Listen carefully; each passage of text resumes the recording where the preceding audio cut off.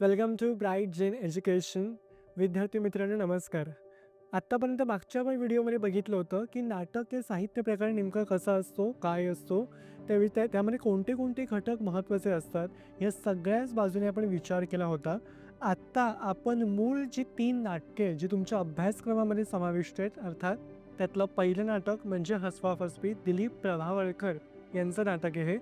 हसवा-फसवी हे त्यावेळेला गाजलेलं एक महत्त्वाचं आणि एक मोठं नाटक, जे दिलीप प्रभावळकर यांनी लिहिलं होतं. अर्थात हे नाटककार दिलीप प्रभावळकर खरं तर मराठी इंडस्ट्रीमध्ये म्हणजे आपल्या सिनेसृष्टीमध्ये असेल किंवा नाट्यसृष्टीमध्ये असेल, तर अर्थात ते मोठे कलावंत आहेत आणि त्यांनी बऱ्यापैकी त्यावेळेला तसं काम केलं होतं आणि प्रत्येक म्हणजे अभिनयाचा जो पैलू काय असतो, हा या अभिनेत्याला अतिशय सूक्ष्मपणे माहीत होता. जाणकार आहेत ते त्यातले. त्यांचंच नाटक म्हणजे हसवा-फसवी. अर्थात त्याचं तर नाटक तर इतकी मोठी संहिता ते वाचणं किंवा ते या ठिकाणी सादर करणं हे वेळेअभावी इथे शक्य नसलं तरीसुद्धा त्याचा जो ग्लिम्स जो आहे, एक त्याचा आपण गोषवारा, सारांश काय आहे, तो आपण थोडक्यात मी एक 5-6 मुद्दे काढलेत या ठिकाणी.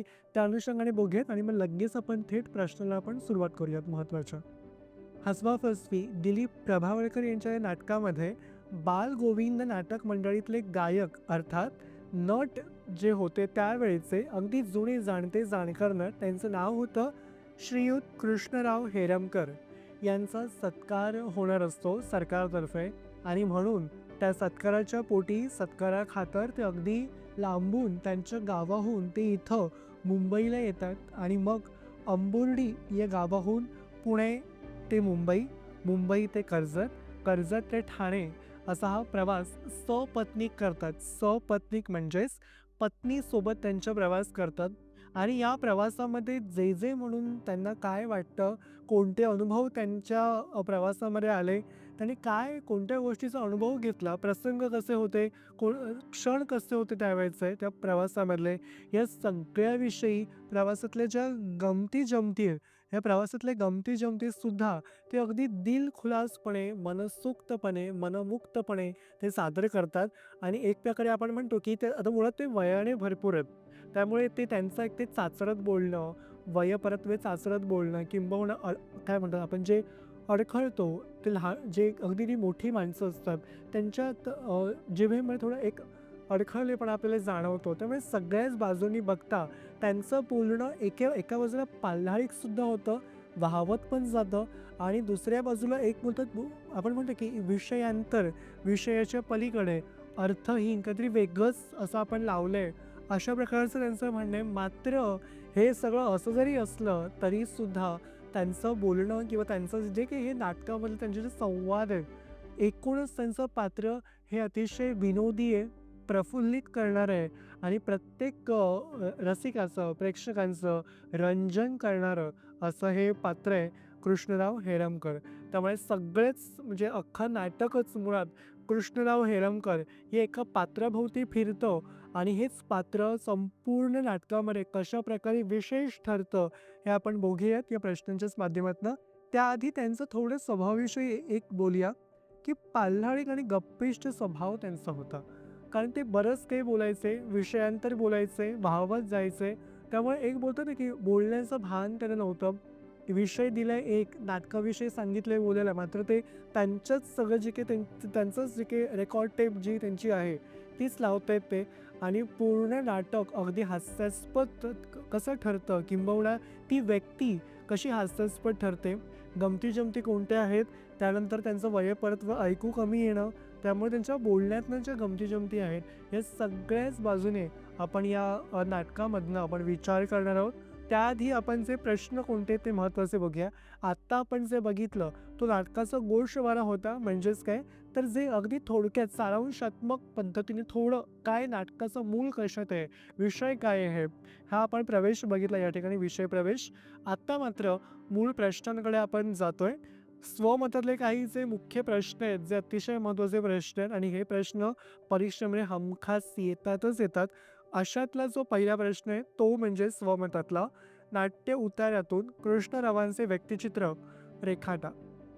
पहिला प्रश्न आहे, नाट्य उतार्यावरून कृष्णरावांचे व्यक्तिचित्र. तर व्यक्तिचित्र म्हणजेच काय, तर एकूणच कृष्णराव हे जी पर्सनॅलिटी आहे, हे जे व्यक्तिमत्व आहे, हे कसं होतं, काय होतं, स्वभावगुण कोणते होते, दोष कोणते होते, त्यांनी काय त्यांच्या आयुष्यामध्ये कामगिरी करून ठेवली, या सगळ्याचं चित्रण त्यांच्या आपल्या या उत्तरामध्ये आपल्याला मांडायचं आहे. सुरुवातीला आपण लिहू शकतो की बाळकृष्ण त्यांना अर्थात बालगोविंद, बालगोविंद नाटक मंडळीतले गायक, नट, जुने जाणकार नट श्री कृष्णराव हेरमकर हे अतिशय महत्त्वाचं पात्र या नाटकामध्ये आपल्याला पाहायला मिळतं. पहिली ओळ झाली. दुसरी ओळ म्हणजे आपण लिहू शकतो की त्यांचं जे मूळ नाव होतं त्याला विठू म्हणायचं आहे. ओके, तर हे पण तुम्ही उत्तरामध्ये लिहू शकता. तर त्यांना विठू म्हणायचं आहे. तिसरं ओळ तुम्ही अशी लिहू शकता यानंतर पुढे, की त्यांनी बऱ्याच नाटक मंडळीमध्ये त्यांनी कामं केली आहेत. मग ते खाडिलकर असतील, देवल असतील किंवा आणखी कोणती त्यावेळची जी अशी गाजलेली नाट्य मंडळी आहेत, त्या नाटकांच्या मंडळीमध्ये त्यांनी स्वतः कामं केली आहेत. आणि अशा ह्याच्यानंतर पुढचं जे ओळ तुमची असणार आहे ती म्हणजे संगीत सौभद्र. सौभद्र हे जे संगीत नाटक आहे, या संगीत नाटकामध्ये त्यांची जी भूमिका आहे कृष्णरावांची, ती अतिशय गाजलेली भूमिका आहे. आणि प्रत्येक रसिक मनाने, प्रेक्षक मनाने डोक्यावर धरलेली अशी ही भूमिका आहे, जे संगीत सौभद्र संगीत या नाटकामध्ये त्यांनी काम केलेलं उत्तमपणे. यानंतर पुढचा जो तुमचा मुद्दा असणार आहे तो म्हणजे एकच, आता तुम्हाला व्यक्तिचित्राला हात घालायचं. त्यांचं व्यक्तिचित्र कसं होतं, ते काय होतंय, कसे होतंय. तर व्यक्तिचित्र मांडताना पहिला मुद्दा महत्त्वाचा आहे की गोपाळ गणेश आगरकर यांनी त्यांना कृष्णराव त्यांना एक प्रकारची पदवी त्यांना बहाल केली होती. आणि एक प्रकारे त्यांचं नावच म्हणजे ते त्यांचं जे काय म्हणू शकतो आपण त्याचं नियतकालिक किंबहुना त्यांचं जे हे होतं दैनिक त्यांचं जे होतं, त्या दैनिकामध्ये पण गोविंद आगरकर यांच्या दैनिकामध्ये पण त्यांची जे माहिती आहे किंवा जे त्यांच्याविषयी जे आहे सुधारक नावाचं जे दैनिक होतं, त्या सुधारक नावाच्या दैनिकामध्ये कृष्णरावांविषयी बऱ्यापैकी त्यांची एक माहिती आपल्याला आढळून येते, पाहायला मिळते, वाचायला मिळते. हा एक मुद्दा झाला. याच्यानंतर पुढे तुम्हाला थेट व्यक्तिमत्व कसं होतं याकडे बघायचं आहे. व्यक्तिमत्वाला हात घालत असताना आता त्यांचं बोलणं पण तुम्हाला टाकायचं यामध्ये. म्हणजेच काय, तर ते पाल्हाळिक स्वभावाचे होते. त्यांना म्हणजे एक प्रकारे आपण म्हणतो की अंबर्डीहून एक प्रकारे त्यांचा सत्कार होता. त्या सत्काराच्या कारणासाठी ते अंबर्डीहून त्यांच्या गावाहून ते इथे मुंबईला पोहोचले होते. बरं, हा प्रवास करत असताना म्हणजे अंबुर्डी गावाहून पुणे ते मुंबई, मुंबई ते कर्जत आणि कर्जत ते ठाणे, असा सगळा एक सपत्नीक प्रवास. आणि या सपत्नीक प्रवासामध्ये, या सगळ्या प्रवासामध्ये कोणते कोणते अनुभव आले, तर ते चाहतेचे बरेच भुकेले होते. म्हणजेच काय, तर हे चाहते असे त्यांचे कोणी आले तर ते पटकन असे खुलून जायचे.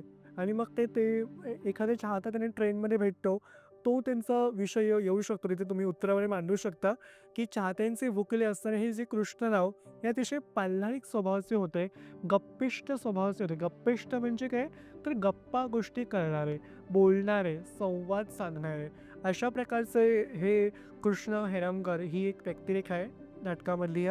यानंतर तुम्ही असंही लिहू शकता की जे अनुभव त्यांच्या प्रवासामध्ये आले ते समोरच्याला सांगणं, पाल्हाळिकपणे सांगणं किंबहुना त्यांचं बोलण्यातनं जे चाचरत बोलणं, हे पण सगळं यामुळे तुम्ही मांडू शकता तुमच्या उत्तरामध्ये.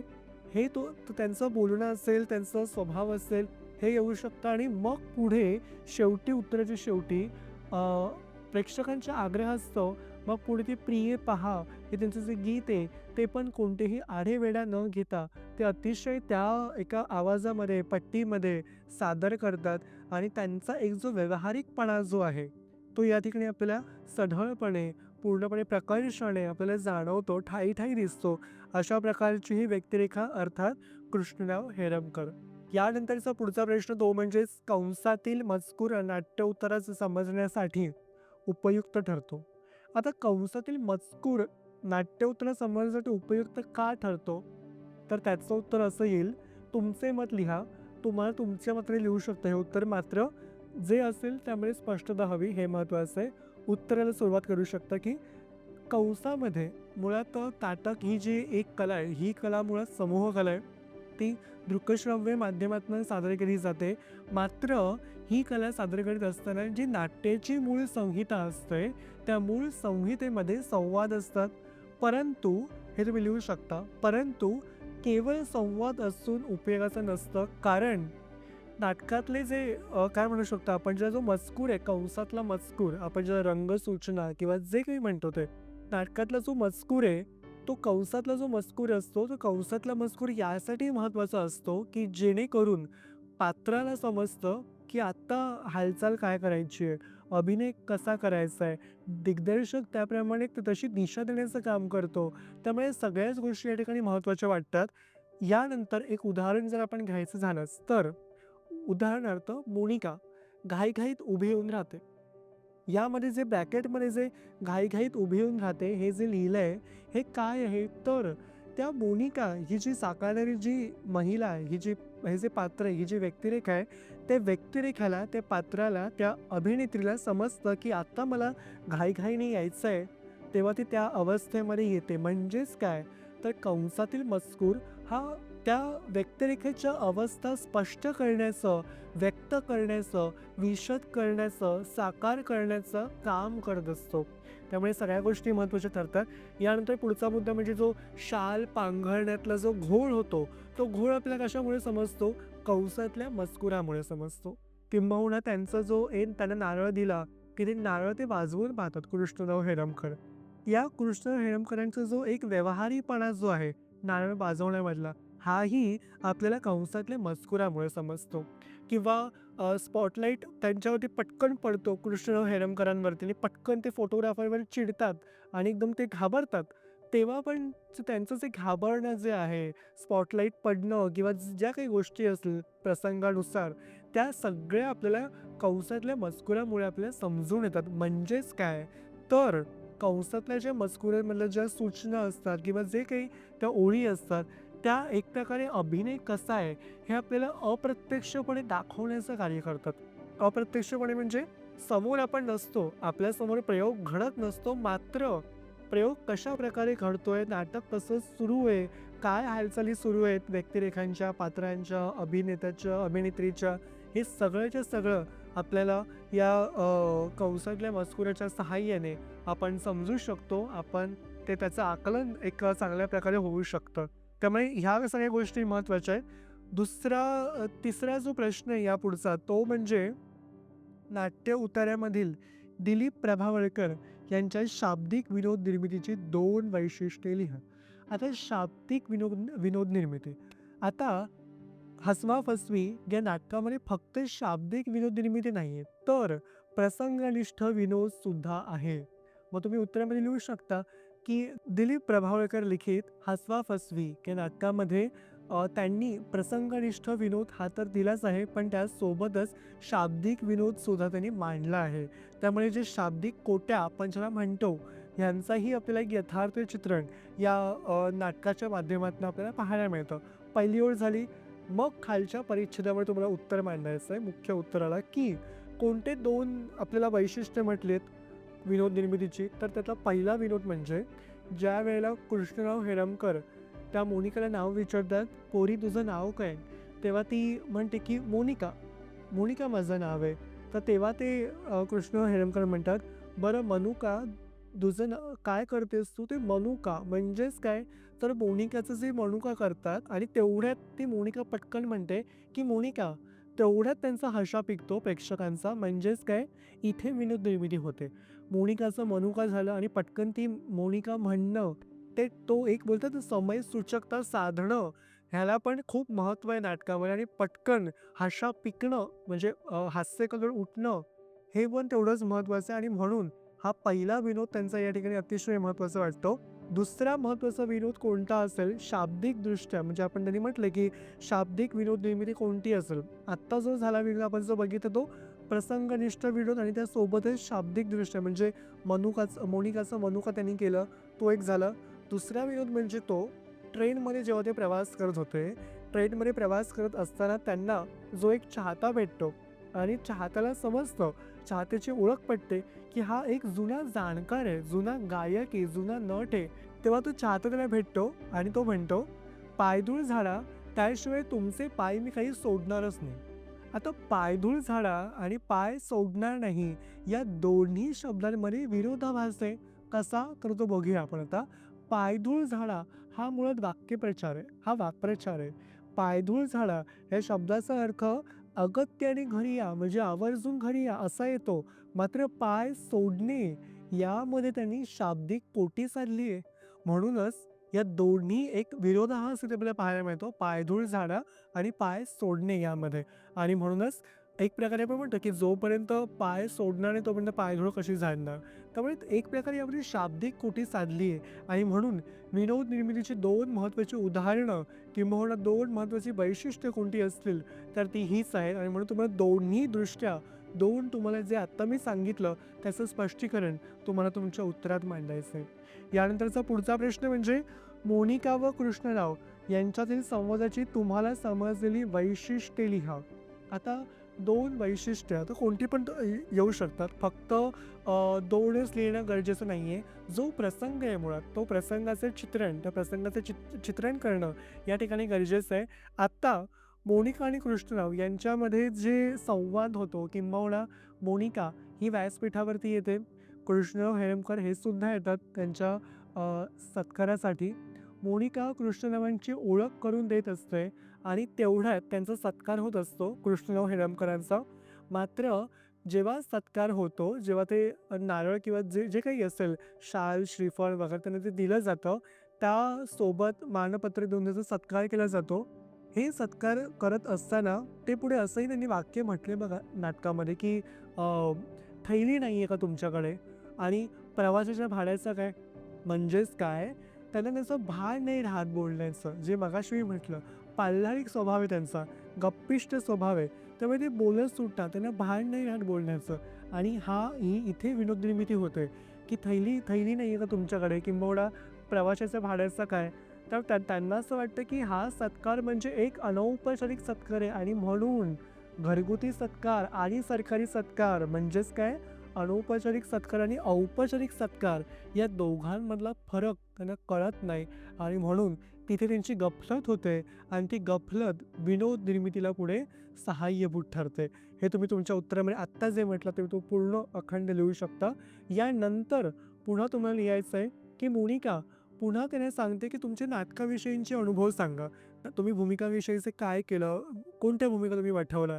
तेव्हा मात्र ते अचानक म्हणजे त्यांच्या जो चेहऱ्यावरती स्पॉटलाईट पडतो, मग ते पटकन ते चिडतात आणि मग त्यावेळेलाच ते त्यांचं जे त्या फोटोग्राफरला सुद्धा संजय तो फोटोग्राफर आहे ते, संजयवर चिडतात आणि मग त्याच्यानंतर पटकन ते प्रवासामध्ये काय गमती-जमती होत्या ते सांगतात सगळं ते, की मी अगदी उत्साहाने, अगदी उत्कंठा मला लागलेली आणि मी कसाबसा अंबुर्डीहून पुणे, पुणेहून मुंबई, मुंबई ते कर्जत, ठाणे सगळं असं ते सपत्नीक प्रवास करतात. माझ्यासोबत माझी पत्नी पण असते आणि गाडी उशिरा झाली किंवा काय आहे तर ते ट्रेनने प्रवास पण होते खरं ते. ट्रेनमधला मग तो चाहता त्यांना भेटतो त्याची गंमत त्यांनी सांगतात. मग तशी बंद पडलेली डॉज गाडी त्याविषयीची माहिती देतात. मग त्याच्यानंतर कोंबड्याच्या गाडीतनं पण ते प्रवास करत ते इथपर्यंत येतात. म्हणजे इतकं सगळं पाल्हा लावतात ते, की जेणेकरून पूर्ण प्रेक्षक वर्ग हसतो आणि अगदी जो मूळ उद्देश आहे तो पूर्णपणे बाजूला राहतो आणि त्यांच्याच एक नको ते गप्पा किंवा नाहक गप्पा ते इथे मारत असतात. हा एक मुद्दा झाला. याच्यानंतर पुढचा मुद्दा म्हणजे कोणता असेल तर तो म्हणजे जेव्हा ते सगळं चिडतात किंवा हे सगळं प्रकरण संपतं त्याच्यानंतर पुन्हा मोनिका त्यांना मध्ये-मध्ये प्रवृत्त करत असते, की तुम्ही आत्ता बोला. पण तेव्हासुद्धा मात्र ते बोलत नाही. तेव्हासुद्धा ते वेगळंच बोलतात. मध्येच त्यांच्या ते आहाराविषयी बोलतात. मध्येच त्यांच्या भूमिकेविषयी बोलतात. पण भूमिकेविषयी बोलत असताना आहार कसा घ्यावा, कोणता घ्यावा याविषयी पण ते बोलतात. म्हणजे एक प्रकारे ज्या नाहक गोष्टी आहेत, पाल्हाळिक जे काही बोलणं त्यांचं आहे, त्यांची जी बायको आहे, पत्नी, ती कशाप्रकारे प्रवासामध्ये पक्ष्यांशी कशी बोलते, त्यातनं विनोदनिर्मिती कशी होते, हे सगळ्याविषयीचं चित्रण ते अगदी रसपूर्णपणे करतात. मात्र त्यांना भान राहत नाही आणि पूर्णपणेच ते नाटक हास्यास्पद ठरतं. तो प्रसंग हास्यास्पद ठरतो आणि म्हणूनच दिलीप प्रभावळकर यांच्या लेखनाचं कौशल्य कोणतं असेल तर ते अर्थात ही खुमारी जी वाढवणं आपण जे म्हणतो, ही खुमारी त्यांनी अतिशय उत्कटपणे वाढवली आहे. प्रत्येक रसिकाच्या मनातली आणि प्रत्येक प्रेक्षकांना एक वेगळं विनोबाचं वेगळं दालन काही उभं केलं असेल, खुलं केलं असेल, तर ते अर्थातच हे आहे.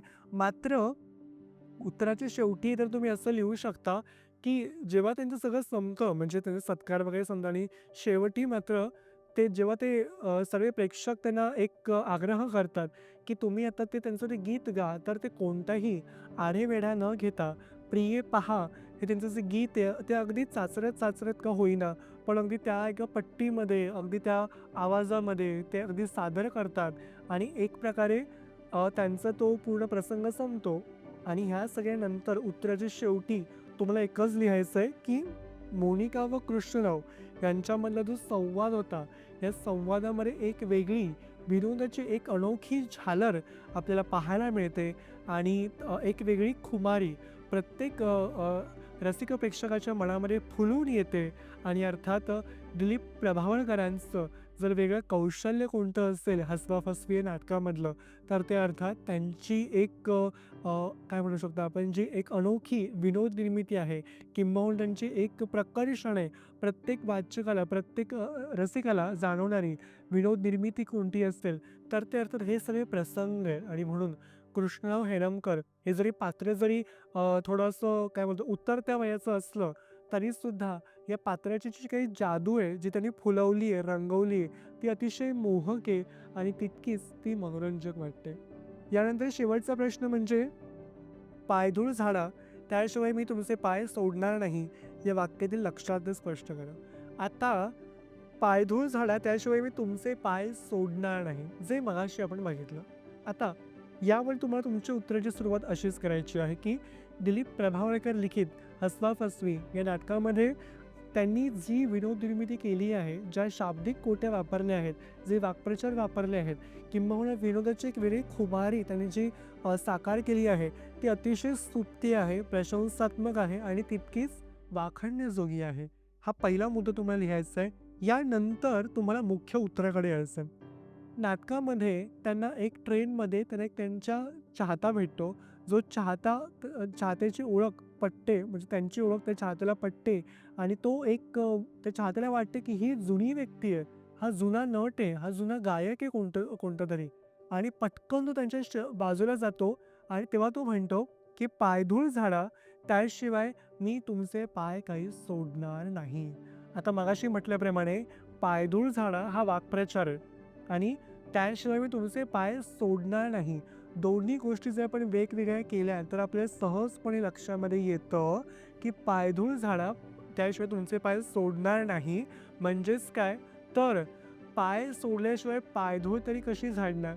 मुळात पायधूळ झाडा या वाक्याचा अर्थच असा आहे, की घरी या, आग्रहाने घरी या. पण मात्र त्यांनी कृष्णराव हेळंबकरांनी जो काही विनोद फुलवला तिथे सांगितलंय, की आधी तुम्ही पाय सोडा, तर मी पायधूळ म्हणजे झाडेन. म्हणजेच काय, तर इथे जो मुख्यार्थ जो आहे, तो मुख्यार्थ बाधित होतो कुठेतरी आणि वेगळा लक्षार्थ या ठिकाणी साधला जातोय.